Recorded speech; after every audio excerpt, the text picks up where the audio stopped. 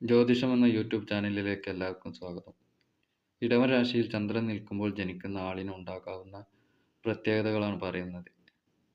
അതായത് ഇടവൻ രാശി എന്ന് പറഞ്ഞാൽ കാർത്തിക അവസാന മുക്കാൽ ഭാഗം, രോഹിണി മകയിരം ആദ്യം അരഭാഗം. ഈ നക്ഷത്രത്തിൽ ജനിച്ചവരുടെ പ്രത്യേകതകളാണ് പറയുന്നത്. എല്ലാവർക്കും ഒന്ന് ലൈക്ക് അടിക്കുക,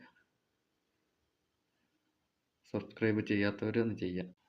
ചന്ദ്രനും ലഗ്നത്തിനും തുല്യത്വമുള്ളത് കൊണ്ട് ചന്ദ്രൻ ഓരോ രാശിയിൽ നിന്നാലത്തെ ഫലം തന്നെയായിരിക്കും ആ രാശിയിൽ ലഗ്നമായിട്ടുള്ളവർക്കും അനുഭവപ്പെടുക. പക്ഷേ ആ ഫലങ്ങൾ പൂർണ്ണമായും അനുഭവപ്പെടണമെങ്കിൽ ലഗ്നത്തിനും ലഗ്നാധിപനും ബലമുണ്ടായിരിക്കണം.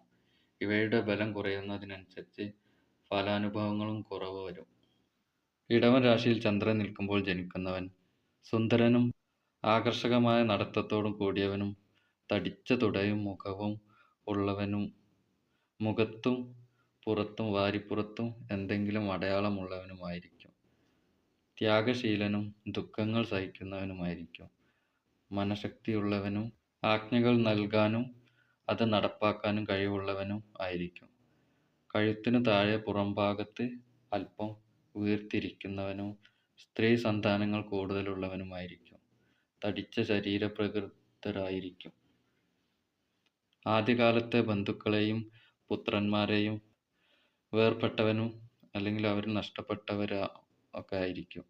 ജീവിതത്തിൽ പലവിധ സൗഭാഗ്യങ്ങളും അനുഭവിക്കുന്നവനും ക്ഷമാശീലമുള്ളവനുമായിരിക്കും.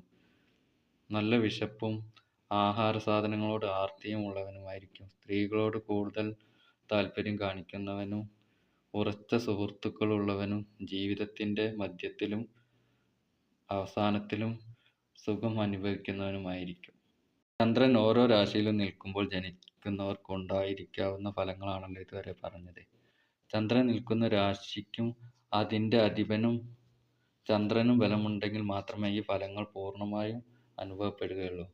ഈ മൂന്നിൽ രണ്ടെണ്ണത്തിന് ബലമുള്ളൂ എങ്കിൽ ഫലങ്ങൾ കുറച്ച് കുറവായിരിക്കും.